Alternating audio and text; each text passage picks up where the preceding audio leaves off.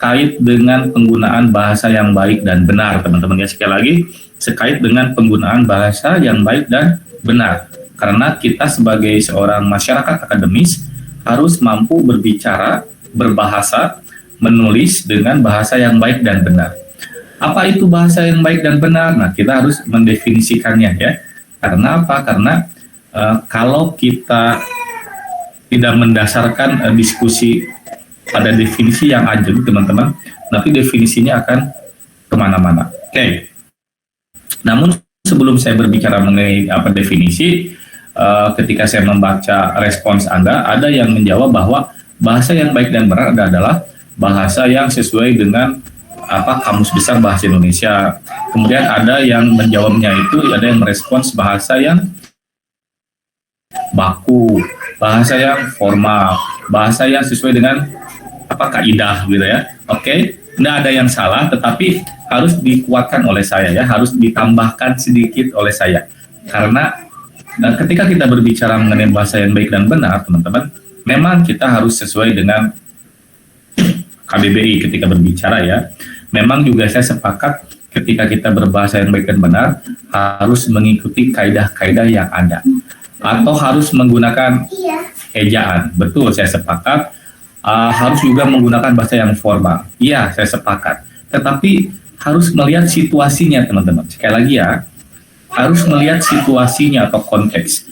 Karena berbahasa itu harus selalu dikaitkan dengan konteks atau situasi. Sekali lagi ya, berbahasa harus dikaitkan dengan situasi atau konteks. Misalnya begini, ada yang mengatakan, ya berbicara yang baik dan benar harus menggunakan bahasa yang baku. Nah, saya bertanya, apakah ketika Anda membeli bakso, membeli gorengan, selalu menggunakan bahasa yang baku atau formal? Kan tidak ya. Saya kira tidak ada di antara Anda yang akan berkata, selamat siang abang pedagang bakso, izinkan saya membeli bakso, 1 mangkuk saja bang. Jangan lupa bubuhkan bumbu-bumbunya secara lengkap bang. Karena sungguh hari ini saya sangat lapar sekali. Apakah ada yang berbicara seperti itu? Saya kira tidak, gitu kan ya. Artinya apa? Artinya penggunaan bahasa yang baku itu digunakan harus pada situasi yang tepat. Nah, kan ya. Begitu juga misalnya ada yang menjawab bahasa yang baik dan benar adalah bahasa yang tepat dalam penggunaan ejaannya. Oke, teman-teman semuanya, ketika kita berbicara ejaan, sebenarnya kita berbicara mengenai seperangkat aturan dalam aktivitas menulis. Jadi, ejaan itu digunakan dalam situasi atau konteks tulisan, ya, bukan lisan. Maka, ketika Anda berbicara secara lisan, jangan menggunakan ejaan, gitu ya. Misalnya, bentar ya. Misalnya itu Raffi ya, atau misalnya di sini ada apa Regina dengan Mita misalnya ya, Regina dengan apa Mita misalnya. Regina dengan Mita bertemu di kantin. Apakah ketika mereka mengobrol menggunakan ejaan? Kan tidak. Misalnya Regina kemari sebentar, tanda seru. Aku ingin bertanya sesuatu kepadamu, tanda seru. Bolehkah? Tanda tanya. Mita menjawab, apakah gerangan yang ingin kau tanyakan, Regina? Tanda tanya. Bisakah kamu mengantarkan aku ke kantin sebentar? Tanda tanya. Bagaimana ya? Titik-titik. Kan nggak bisa seperti itu, teman-teman. Ya, kenapa? Karena berbicara atau berbahasa secara lisan, ada yang namanya nada, jeda, tekanan. Jadi, tidak perlu ejaan. Ya. Lalu ada juga yang menjawab bahasa yang baik dan benar adalah bahasa yang santun. Nah, lagi-lagi teman-teman lihat situasinya. Memang kita harus berbicara santun, amat santun pada beberapa situasi. Misalnya Anda berbicara kepada orang tua, kepada paman, kepada bibi, kepada orang yang lebih sepuh ya, siapapun dia, Anda harus berbicara menggunakan bahasa yang santun. Kenapa? Karena di sana letak adab, letak etika manusia di sana ya. Tapi ketika misalnya pada situasi tertentu ya Anda tidak perlu berbicara santun. Misalnya Raffi naik motor, helmnya disimpan di motor, helmnya dicuri, lalu pencurinya lari, ditangkap oleh massa, ditangkap juga oleh Raffi ya. Beberapa massa ada yang gemes memukuli karena seringkali memang pencurian itu terjadi di daerah Raffi ya. Raffi juga ikut memukul. Apakah Raffi ketika memukul harus santun? Mohon maaf ya pencurian baik hati, izinkan saya memukul kamu. Mohon maaf bila sakit ya. Mohon maaf, sekali lagi mohon maaf. Jeduk-jeduk gitu ya. Oh sakit enggak? Aduh kalau sakit maaf ya. Tapi saya izinkan memukul kamu sekali lagi ya. Apakah seperti itu? Kan tidak teman-teman ya. Artinya lihat situasi. Ada kalanya kita berbicara santun, ada kalanya kita berbicara tidak santun. Bahkan ada kalanya kita yang berbicara mungkin menggunakan bahasa yang sarkasme gitu ya. Oh, gitu. Jadi lihat situasi, selalu lihat situasi teman-teman. Jadi apa itu bahasa yang baik dan benar ya? Bahasa yang baik dan benar adalah benarnya itu sesuai dengan apa kaidah ya atau dengan aturan. Kalau baiknya itu sesuai dengan situasi atau konteks. Jadi kalau konteksnya formal, maka kaidah yang digunakan harus formal aturannya. Kalau konteksnya atau situasinya non formal, maka bahasanya pun harus non formal, gitu ya. Anda kalau curhat minta dengan Regina karena satu asrama, satu kosan, ingin curhat, nggak perlu berbicara Regina kemari sebentar, aku ingin curhat kepadamu. Engkau ingin curhat kepadaku? Iya. Gerangan apa yang ingin kau curhatkan kepadaku?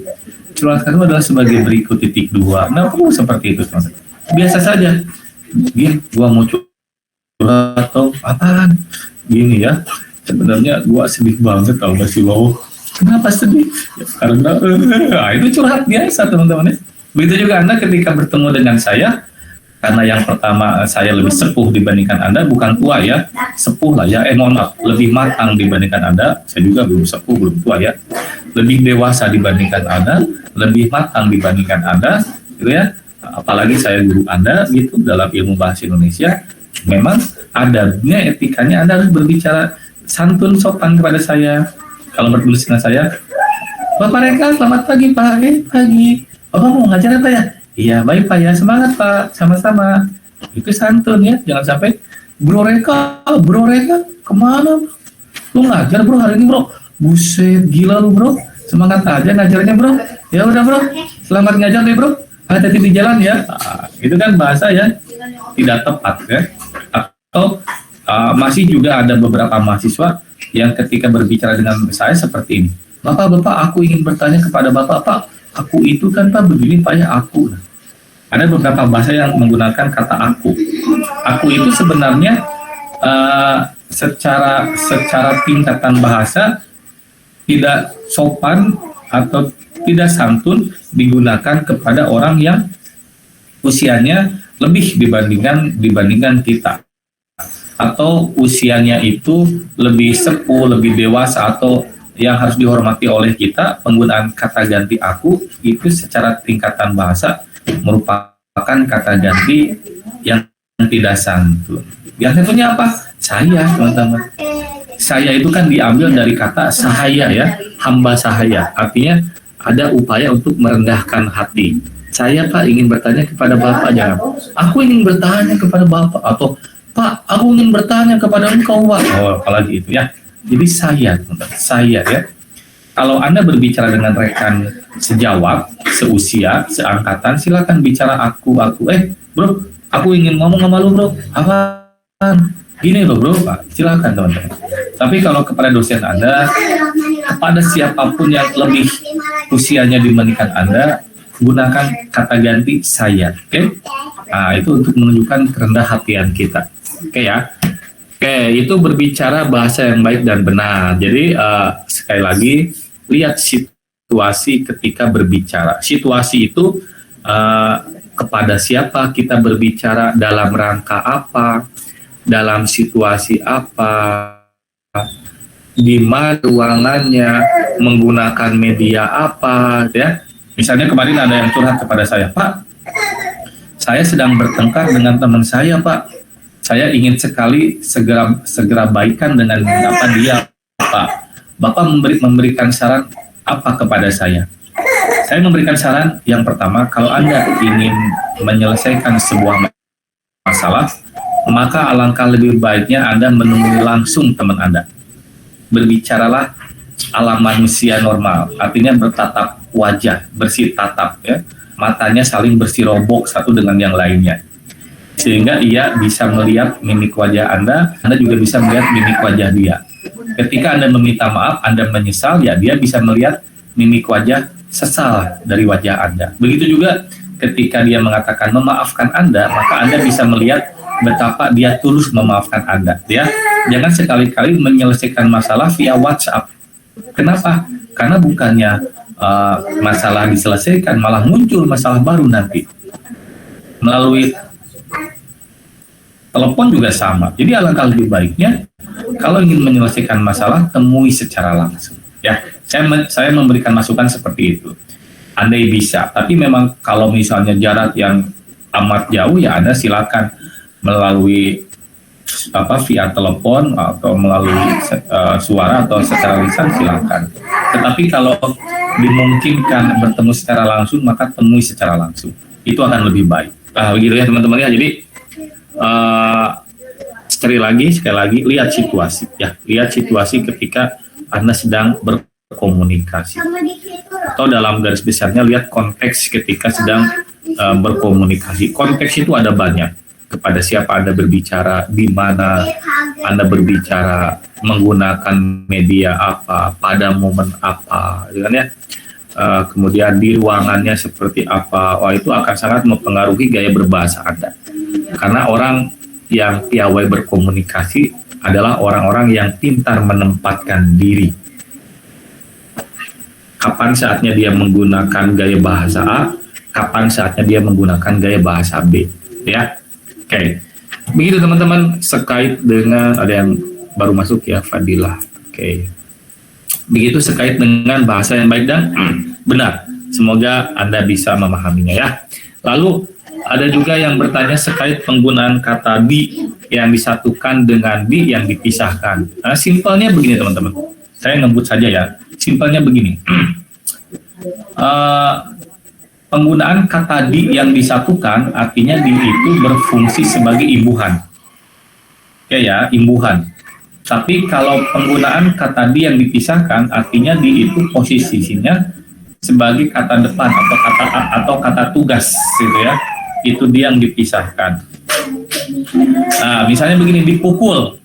Itu kata tugas atau imbuhan. Ya, tentu saja kalau dipukul imbuhan. Kenapa imbuhan? Karena bisa diubah menjadi memukul. Ya. Kemudian dipegang, imbuhan atau kata depan. Nah, dipegang imbuhan teman-teman. Karena bisa diubah menjadi memegang. Jadi disatukan ya. Oke. Nah, kalau dipukul sebentar teman-teman ya, ada itu bayi yang sedang menangis sebentar.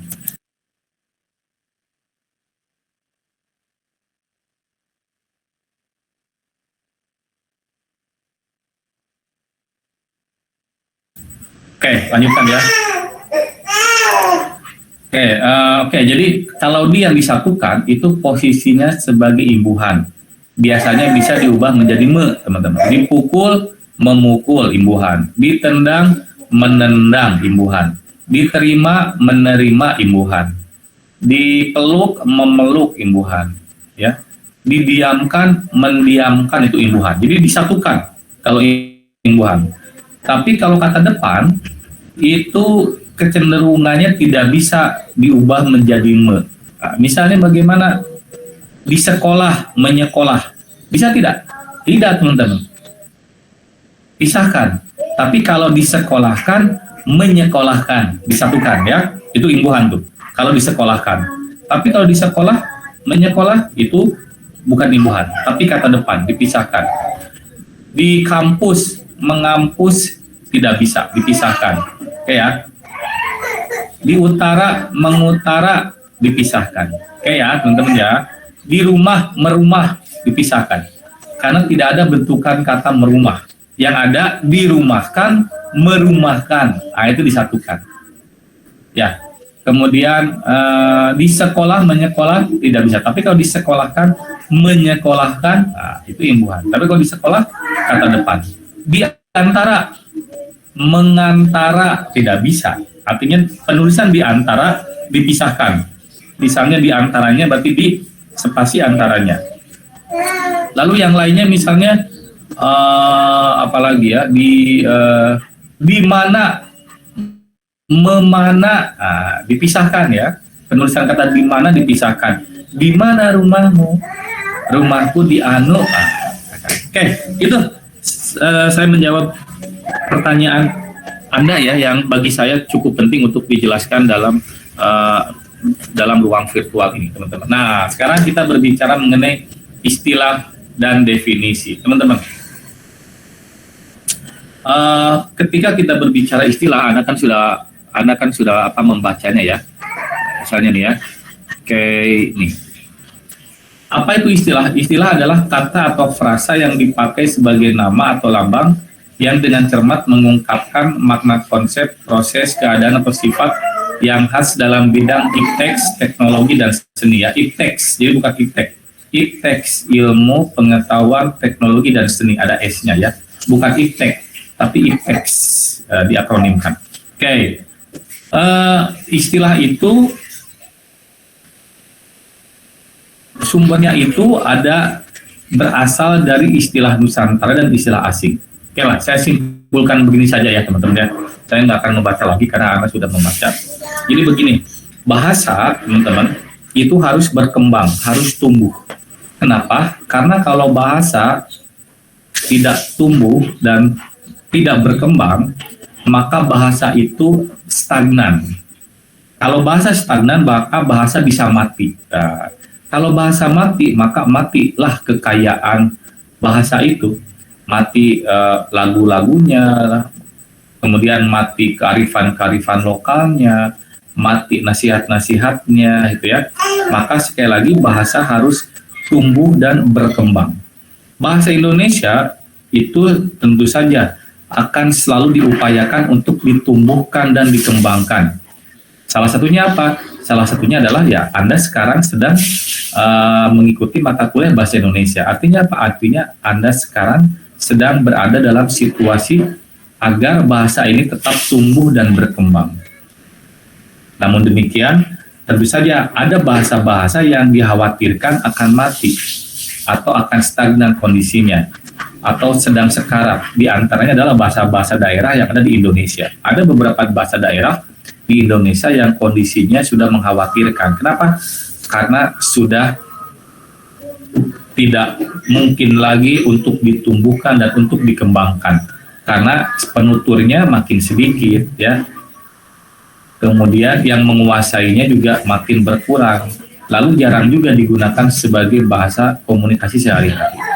Nah, sebagai pengguna aktif bahasa Indonesia ya kita harus bersyukur bahwa bahasa Indonesia akan selalu tumbuh dan berkembang karena bahasa inilah salah satu media yang merekatkan NKRI sebenarnya bahasa Indonesia. Bahkan kalau saya mengatakan sebagai satu-satunya hal yang bisa merekatkan Indonesia adalah ya bahasa Indonesia. Ya, apalagi di zaman sekarang teman-teman. Karena kan kalau kita berbicara terkait bendera misalnya, ada beberapa saudara kita yang ingin membuat bendera sendiri. Kalau kita berbicara wilayah, ada beberapa saudara kita yang ingin memisahkan diri, gitu ya, dan lain hal sebagainya. Tetapi kita harus bersyukur masih ada bahasa Indonesia. Kita masih bisa berdiskusi dengan saudara kita yang ingin memisahkan diri menggunakan bahasa Indonesia. Nah, kita masih bisa saling memahami menggunakan bahasa Indonesia. Maka ya karena bahasa Indonesia itu amat penting peranannya, maka bahasa ini akan terus-menerus diupayakan oleh pemerintah Indonesia sampai kapanpun juga untuk ditumbuhkan dan untuk dikembangkan. Melalui apa? Salah satunya adalah melalui penambahan jumlah kosakata atau penambahan jumlah istilah asing. Ya, gitu ya. Istilah-istilah itu didapatkan dari berbagai bahasa, teman-teman. Yang pertama dari bahasa daerah atau bahasa Nusantara. Yang kedua dari bahasa asing ya. Misalnya Misalnya kita cek bawah ya, misalnya udahlah. Misalnya begini, misalnya ada kata ujug-ujug. Nah, kata ujug-ujug sudah ada di dalam Kamus Besar Bahasa Indonesia. Kata itu atau istilah itu diambil dari kosakata bahasa Sunda, ujug-ujug. Ya, kemudian ada juga nyeri. Anda juga kan semua sudah paham ya, nyeri itu apa? Nyeri diambil dari bahasa Sunda. Kemudian ada kata misalnya catur, ada kata Pancasila. Ya, itu diambil dari bahasa apa? Dari bahasa Sanskerta. Ya. Lalu ada bahasa misalnya bahasa Gantole, itu diambil dari bahasa Minang. Ada bahasa cincong atau pantau, itu dari bahasa Medan, kan ya? Kemudian dari bahasa Jawa ada juga banyak dan lain sebagainya. Jadi yang pertama, bahasa Indonesia itu ditumbuh dan dikembangkan dengan atau diperkaya dengan mengambil kosakata dari bahasa daerah atau dari bahasa Nusantara. Kemudian yang kedua, bahasa Indonesia juga ditumbuh kembangkan dan diperkaya dengan mengambil kosakata dari bahasa asing. Di antaranya dari bahasa Belanda ya, misalnya wastafel itu dari bahasa Belanda. Ya, kemudian dari bahasa Arab, almari atau Senin, Selasa, Rabu, Kamis, Jumat, Sabtu itu dari bahasa Arab. Kemudian dari Portugis, misalnya Minggu itu dari bahasa Portugis ya. Kemudian gereja juga dari bahasa Portugis. Dari bahasa Inggris juga misalnya amputation, amputasi, legalization, legalisasi. Kemudian apa lagi ya? Standardization, standarisasi gitu ya. Nah, bahasa Indonesia butuh teman-teman mengambil kosakata dari bahasa asing. Kenapa ya? Agar bahasa Indonesia tetap tumbuh dan berkembang. Dan faktanya bukan hanya bahasa Indonesia teman-teman yang mengambil kosakata dari bahasa asing. Bahkan bahasa apapun, saya mengatakannya ya, bahasa apapun di dunia itu sifatnya sama, harus ditumbuh kembangkan. Salah satunya dengan cara mengadopsi kosakata dari bahasa asing. Bahasa Inggris misalnya banyak mengadopsi dari bahasa Prancis. Bahasa Inggris ya. Bahkan bahasa Inggris juga mengadopsi kosakata dari bahasa Indonesia, misalnya ada kata bambo, itu kan dari kata bambu, lalu lafalnya disesuaikan dengan kosakata orang-orang Inggris ya, jadi bambo, kan ya. Mereka juga menyerap kosakata misalnya orang utan atau komodo, diambil ke bahasa mereka, gitu kan ya. Bahkan bahasa Inggris juga menyerap kosakata dari bahasa Arab, misalnya apa? Misalnya cat kan dari kitun ya, cat itu kan kucing dari kitun. Kemudian safari, di dalam bahasa Inggris ada kata safari, itu juga mengadopsi dari kosakata bahasa Arab dari kata safar ya, artinya bepergian, safar. Kemudian diambil dan diadopsi oleh bahasa Inggris menjadi safari, gitu ya. Jadi sekali lagi, setiap bahasa itu harus tumbuh dan berkembang. Bagaimana agar bahasa itu tumbuh dan berkembang? Salah satu teknisnya adalah dengan mengadopsi atau mengambil kosakata dari bahasa asing, kemudian diadaptasi ke dalam bahasa yang ingin ditumbuh dan ingin dikembangkan, gitu ya. Teman-teman sudah paham ya sekarang. Lalu nih kita baca sumber istilahnya sudah dari bahasa daerah, dari bahasa asing misalnya, gitu ya. Kemudian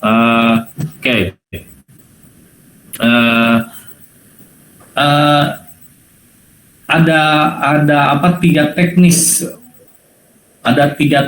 atau tiga cara mengambil kosakata dari bahasa asing ya ke dalam bahasa Indonesia.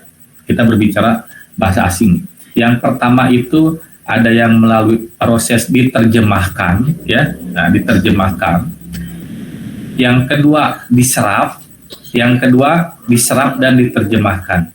Misalnya apa? Misalnya begini. Kalau diterjemahkan itu ya seperti ini nih. Misalnya diterjemahkan itu misalnya kalau dalam konteks teknologi misalnya upload jadi unggah. Ya, itu diterjemahkan tuh. Download jadi unduh. Itu diterjemahkan, teman-teman. Kemudian link jadi apa diterjemahkan? Jadi tautan. hyperlink, hypertaut, itu kan diterjemahkan tuh teman-teman ya. Kemudian apalagi ya, kemudian apa, browser jadi peramban, itu diterjemahkan. Ya, udah paham mana ya? Kemudian mobil, car jadi mobil, itu diterjemahkan teman-teman. Kemudian apalagi banyak lah ya, diterjemahkan itu, misalnya woman, wanita, itu diterjemahkan. Nah, ada juga yang diserap teman-teman. Misalnya apa yang diserap? Kalau diserap biasanya itu lafalnya disesuaikan dengan lidah orang Indonesia. Itu diserap. Misalnya legalization, legalisasi, itu diserap ya, dengan cara lafalnya disesuaikan. Atau misalnya apalagi legalization, legalisasi, coordination, koordinasi. Jadi bukan koordinir ya, koordinasi. Karena tidak ada akhiran ir. Ir itu akhiran bahasa Belanda yang tidak digunakan dalam bahasa Indonesia. Gunakan isasi. Standardization, standardisasi. Ya kan? Kemudian apalagi teman-teman yang Anda tahu? Elektrik gitu ya, apa ya, listrik gitu ya, bukan ya, itulah. Ada yang mau menambahkan teman-teman? Apalagi ya, bantu saya. Serapan banyak teman-teman ya. Senin, Selasa, Rabu, Kamis, Jumat, itu Sabtu itu jelas diserap dari bahasa Arab ya. Kemudian apalagi ya, dari bahasa asing, misalnya industri ya kan. Information, informasi, sistem, nah itu diserap teman-teman. Lalu ada melalui proses diserap dan diterjemahkan sekaligus dua-duanya. Misalnya apa? Misalnya ada kata power bank. Powernya jadi daya, banknya jadi bank, daya. Itu diserap dan diterjemahkan. Lalu tadi saya mengatakan ada hyperlink, ya, hyperlink, linknya taut, hipernya hiper, jadi hypertaut. Itu kan diserap dan diterjemahkan, teman-teman ya. Hyperlink, hypertaut. Lalu adalah apa lagi di sini? Ada nggak contoh yang lainnya? Kalau ini amputation, amputasi, ini diserap ya, maraton, oksigen, disentri. Ini barcode. Nah, ini diserap dan diterjemahkan. Barcode ada kode batang. Barnya itu batang, kodenya kode. Lalu ada subdivision, subbagian ya. Subnya tetap, divisinya diserap atau diterjemahkan bagian ya.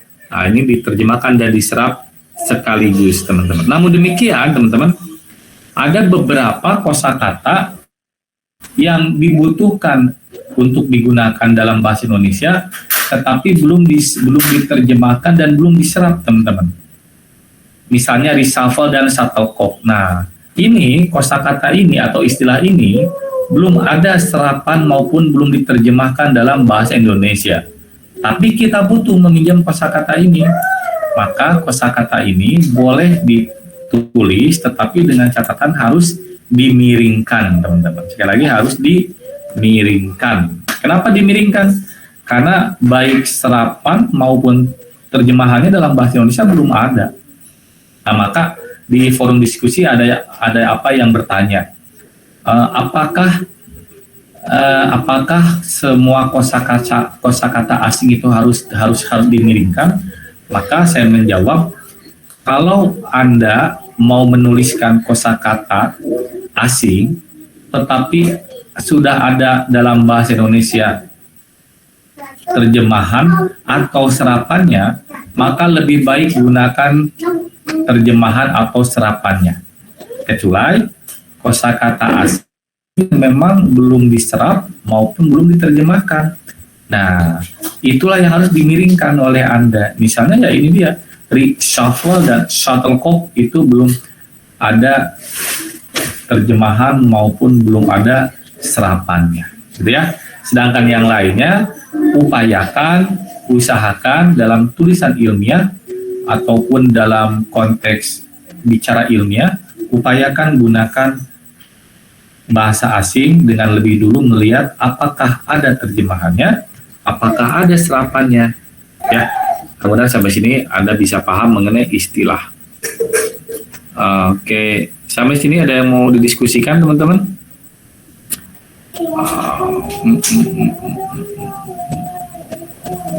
Oke, kalau nggak ada, kita lanjutkan ya.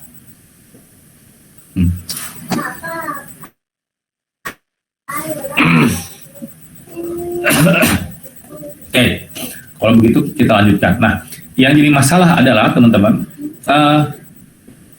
saya melihat misalnya ketika Anda menulis artikel ilmiah, masih banyak mahasiswa-mahasiswa yang kecenderungannya itu selalu menggunakan kosakata aslinya ketimbang mencari kosakata yang sudah diterjemahkan atau sudah diserap.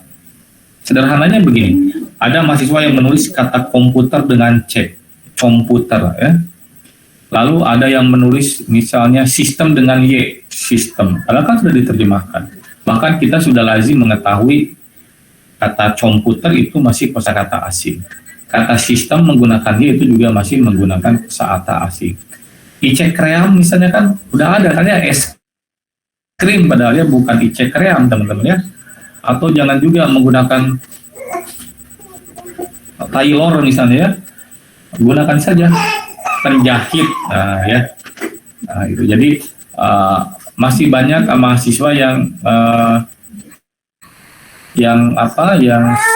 terus-menerus menggunakan kosakata asing dalam tulisan ilmiah. Ya, andai ada hal lebih baik gunakan saja kosakata yang sudah diterjemahkan atau serapannya sudah ada di dalam bahasa Indonesia.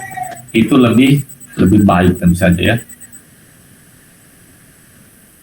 Yang pertama itu teman-teman. Kemudian yang kedua juga ada kecenderungan ketika saya mengecek makalah mahasiswa ada kecenderungan mereka sebagian mahasiswa ya, tidak semuanya, sebagian mahasiswa malas membuka kamus teman-teman.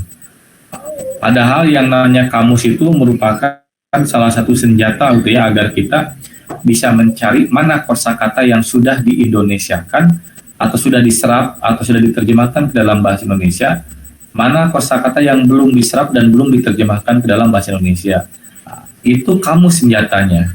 Jadi ya tentu kamusnya kamus besar bahasa Indonesia ya, yang bisa Anda mudah unduh di Play Store. Ya silakan Anda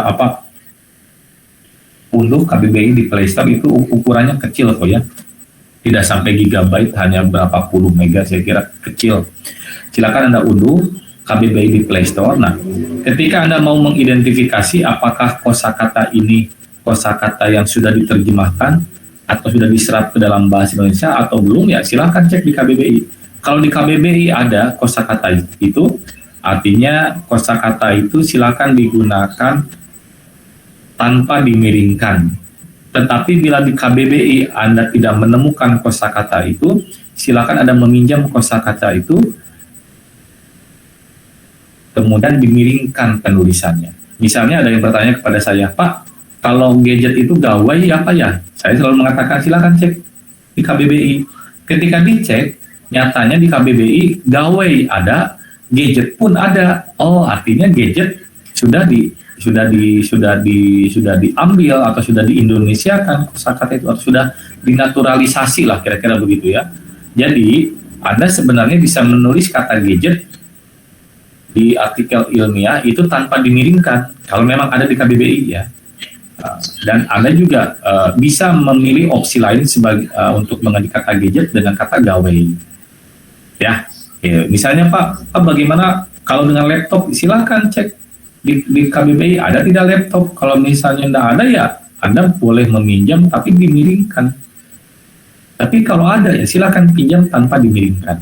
Itu teman-teman ya. Jadi senjatanya itu lihat di KBBI. Kalau KBBI ada baik terjemahannya maupun serapannya, silakan dituliskan secara normal. Tapi kalau di KBBI tidak ada, maka Anda harus memiringkannya. Nah, itu kaidah bagaimana kita meminjam kosakata dari bahasa asing ya. perlakuannya juga sama ketika Anda meminjam kosakata dari bahasa Sunda, dari bahasa Jawa, dari bahasa Minang, dari bahasa Medan, dari bahasa Dayak, dan semuanya sama. Lihat di KBBI ada tidak? Ya, misalnya ada apa kosakata bahasa daerah nih yang sudah di-Indonesiakan ya. Misalnya ada kata cincong, pantau, nyeri, kemudian boboto, ngabuburit. Kosakata itu semua sudah ada di dalam Kamus Besar Bahasa Indonesia. Maka Anda silakan menggunakan kosakata itu tanpa dimiringkan. Tetapi ketika ada kosakata yang harus dipinjam oleh Anda, tetapi ketika dicek di KBBI tidak dimuat kosakata itu, maka harus dimiringkan. Misalnya apa? Misalnya kalau Anda butuh menulis kata kekeh, misalnya kekeh, lihat ada tidak di kamus. Kalau di kamus tidak ada, miringkan oleh Anda. Ya. Jadi konsep sebuah kata dimiringkan itu bukan hanya dari bahasa asing, teman-teman, tapi dari bahasa Nusantara pun sama, ya. Karena bahasa Indonesia itu berbeda dengan bahasa daerah, berbeda juga dengan bahasa asing, tentu saja ya. Jadi setiap kosakata dalam bahasa daerah maupun dalam bahasa asing yang belum ditemukan di dalam Kamus Besar Bahasa Indonesia, tetapi Anda butuh untuk menggunakannya, maka silakan gunakan dengan catatan harus dimiringkan. Tetapi kalau di Kamus Besar Bahasa Indonesia kosakata itu sudah ditemukan, maka ya tidak perlu dimiringkan. Begitu teman-teman semuanya.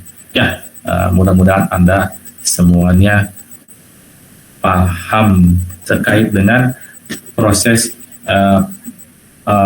pengambilan istilah atau bagaimana proses untuk menumbuh kembangkan bahasa. Oke.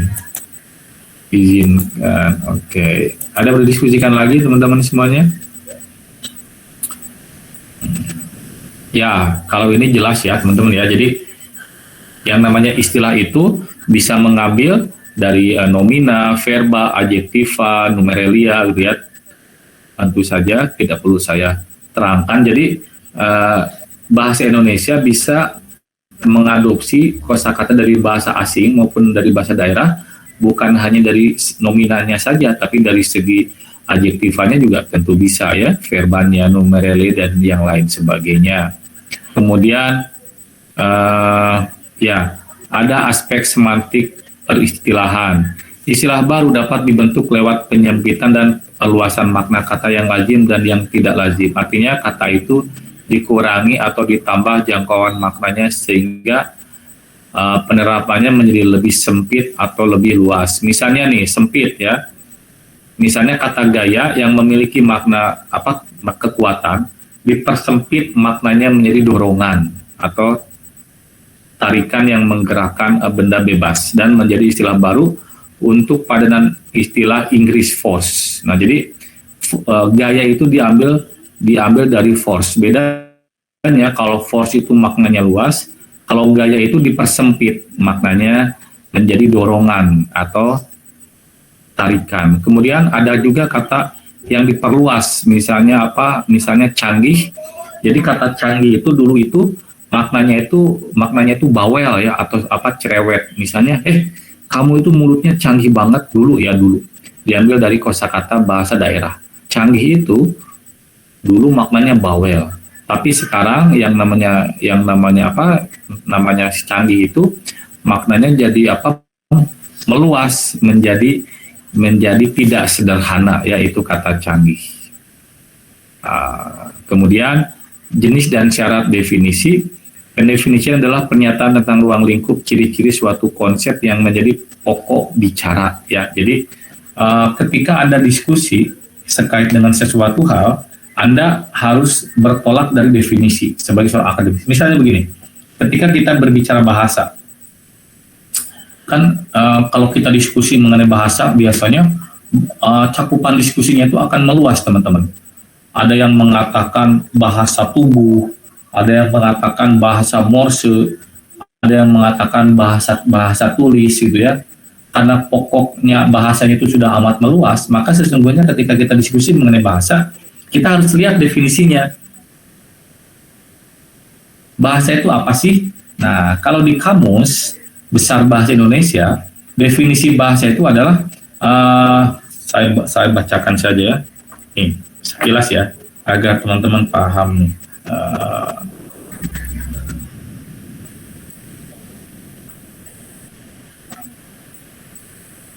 Bahasa, nih bahasa ya, nih sistem lambang bunyi. Nah, jadi bahasa itu sistem lambang bunyi. Nah, jadi kalau kita merujuk ke definisi, maka sebenarnya bahasa kalbu itu tidak ada, teman-teman. Ya, kenapa? Karena setiap bahasa itu harus bunyi. Bunyinya itu tentu bukan bebunyian yang bebas ya, tetapi bebunyian yang keluar dari alat ucap manusia, dari mulut. Itu bunyi. Jadi ketika ada yang mengatakan bahasa kalbu, ya itu bukan bahasa sebenarnya, karena bahasa itu bunyi. Bahasa tulis, Pak, yang namanya tulisan itu adalah rekaman bahasa sebenarnya. Karena yang namanya bahasa itu tetap harus ada bunyi. yang keluar dari mulut manusia. Ya, bukan keluar dari mulut hewan. Jadi kalau kita diskusi segala sesuatu hal dengan didasarkan pada definisi, maka niscaya diskusinya itu tidak akan meluas terlalu jauh. Kembalikan lagi kepada definisi. Sekarang misalnya, ya, dalam konteks sekarang, kita kan sering mendengar kata radikal. Lihat radikal itu sebenarnya apa definisinya, gitu kan ya? Radikal itu definisinya apa sebenarnya? Baca di kamus, radikalisme adalah bla bla bla bla bla bla bla bla bla. Jadi ketika misalnya ada orang-orang, ada kelompok yang mengatakan lu radikal, lihat definisinya apa? Apakah dia layak kita sebut orang radikal atau tidak gitu. Nah, itu merujuk kepada definisi ya. Jadi ketika kita berbicara merujuk kepada definisi, niscaya diskusinya itu tidak akan meluar terlalu jauh, tidak akan mengular terlalu panjang. Kenapa? Karena sudah dibatasi oleh definisi. Jadi definisi adalah pernyataan tentang ruang lingkup dan ciri-ciri konsep yang menjadi pokok pembicaraan. Ya, oke. Bisa menjadi batasan. Jadi definisi itu bisa menjadi batasan. Misalnya metode itu apa definisinya? Ya cara. Ahli itu apa? Ya pakar. Copyright itu apa? Ya hak cipta gitu. Ini definisinya. Lalu secara etimologi ya, secara pembentukan kata, hidro itu air, logos itu ilmu. Jadi hidrologi ilmu mengenai air gitu loh. Ya. Kemudian hidroponik, hidro itu air. Ponos itu daya. Jadi apa ya? Daya yang dibentuk dari air. Itu sesuai dengan etimologi. Definisi sesuai dengan etimologi ya, atau jejak bahasanya. Lalu formal, real, dan logis. Batasan pengertian dari suatu kata dengan membedakan genusnya dan diferensiasinya. Misalnya gini, harus ketika kita diskusi mengenai alat potong, kita harus bisa membedakan mana yang disebut dengan apa gergaji, mana yang disebut sebagai golok misalnya, karena definisinya kan beda. Ya, meskipun keduanya sama-sama alat potong, atau misalnya gergaji dengan silet ya kedua-duanya alat untuk memotong sama. Tetapi lihat diferensiasinya.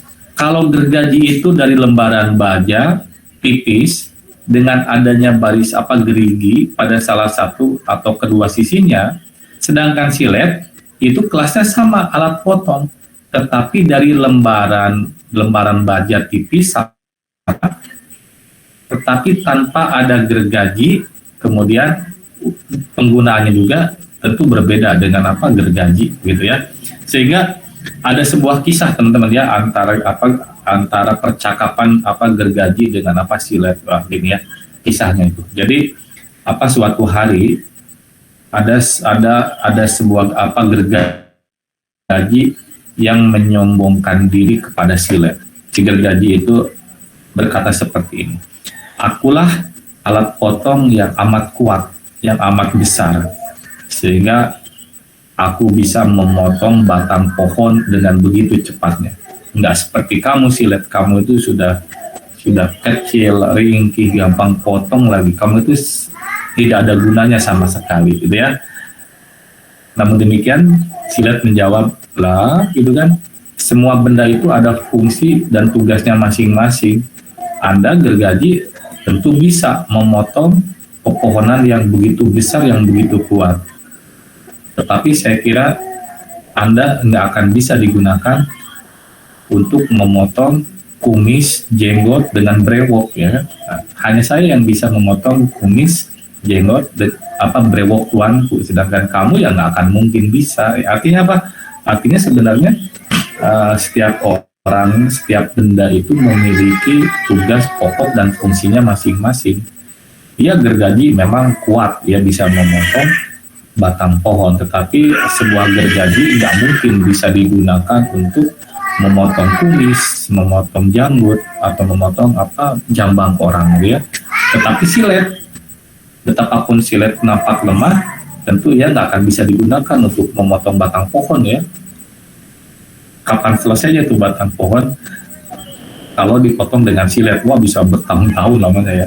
Tetapi tentu saja silet amat cocok, amat piawai untuk digunakan memotong jambang ya, membersihkan jambang, memotong kumis maupun memotong janggut. Begitu juga dengan manusia, teman-teman. Manusia memiliki kelebihan dan kekurangannya masing-masing. Ada manusia yang memiliki kelebihan di bidang A, tapi yang memiliki kekurangan di bidang B.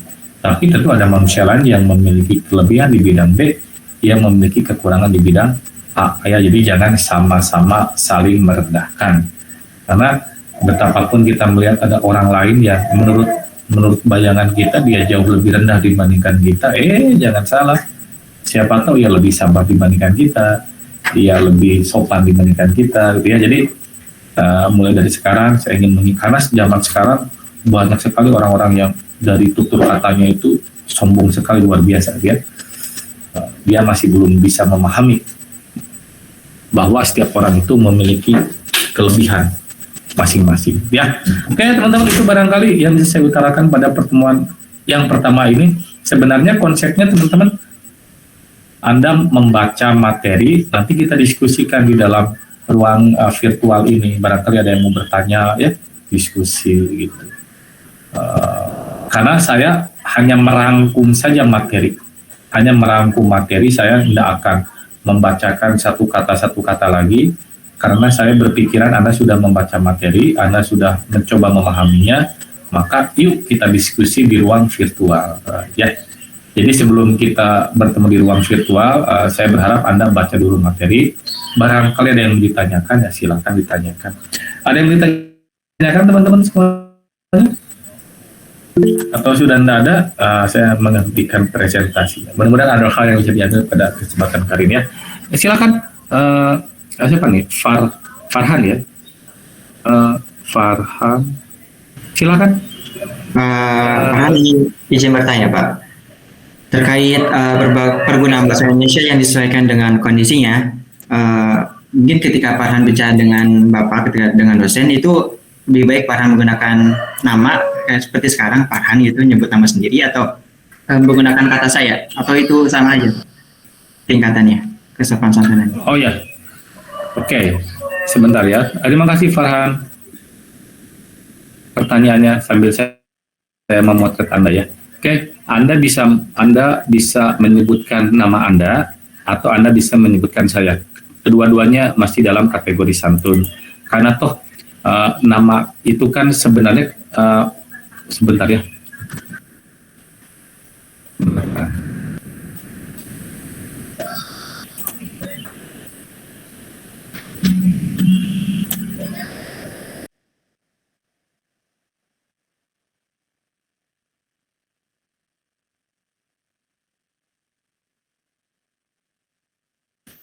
Oke, mohon maaf ya. Oke, sampai mana? Oke.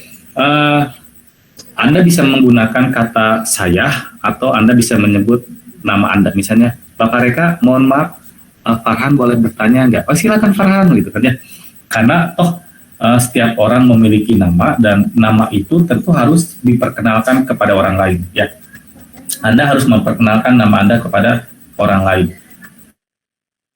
Bahkan saya selalu menganjurkan kepada setiap mahasiswa ketika ingin dikenal oleh dosen, oleh siapapun juga, Anda ketika berbicara sebutkan nama, misalnya acungkan tangan.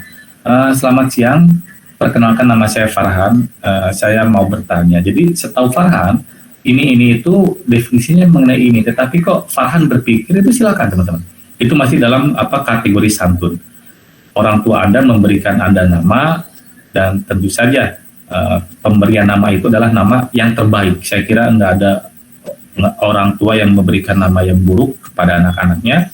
Nama itu doa, nama itu adalah nama yang terbaik. Maka silakan Anda menyebutkan nama yang baik Anda, yang terbaik Anda kepada orang lain agar orang ini juga memahami dan mengetahui nama Anda siapa. Ya silakan.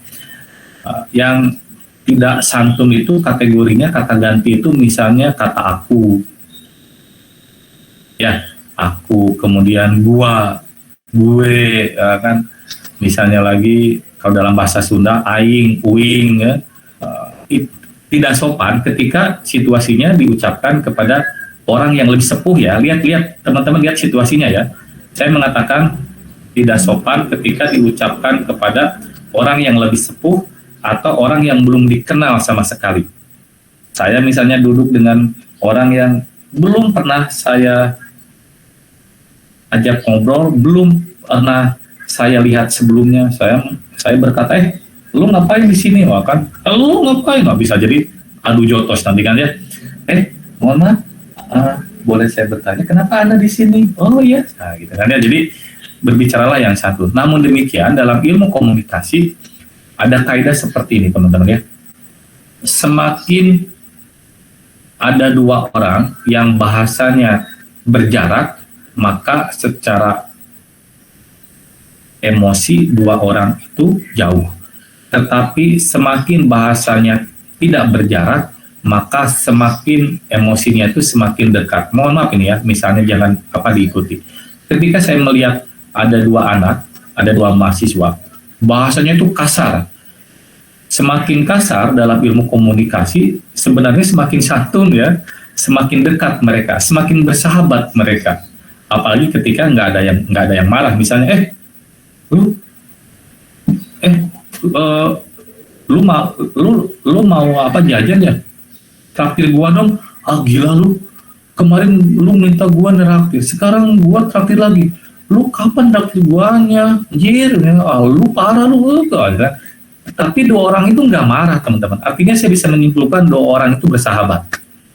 Karena kaidahnya semakin bahasa tidak berjarak, maka kedua orang itu secara emosi semakin dekat.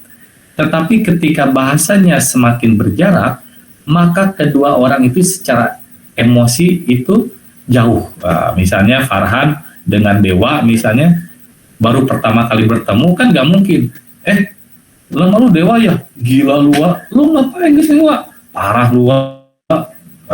Kan nggak akan mungkin bicara seperti itu. Pasti Anda akan bicaranya canggung ya kan?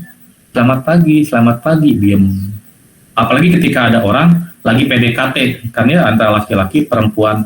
Hai, boleh saya kenalan? Boleh. Diem dia canggung sekali. Nama kamu siapa? Nama aku Farhan. Nama kamu? Nama aku Susi. Diem gitu kan ya. Kalau canggung obrolan, pasti kedua orang itu secara emosi nggak dekat. Gitu Farhan ya. Mudah-mudahan bisa menjawab. Jadi silakan Anda menyebutkan nama, menyebutkan saya, tetapi hindari menyebutkan kata aku, gua, lo kepada orang yang situasinya jauh atau konteksnya itu jauh atau secara emosi jauh. Ya. Satu lagi, Dewa silakan. Ada yang mau tanyakan Dewa?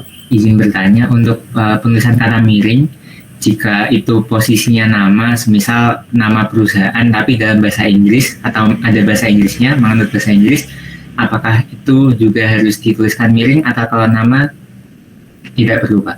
Gitu.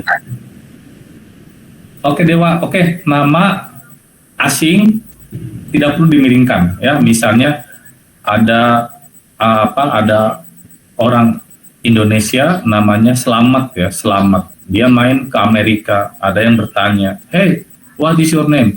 "My name is Congratulations." Kan selamat ya selamat. Jangan diterjemahkan menjadi my name is Congratulations ya. Jadi nama itu yang pertama jangan diterjemahkan. Itu nama ya. Jadi kalau nama Anda Selamat, main ke Inggris, berkenalan tetap sebut Selamat. Nama saya Selamat, Selamat Raharjo. Jangan sampai nama saya Congratulations Raharjo, jangan ya. Itu yang pertama.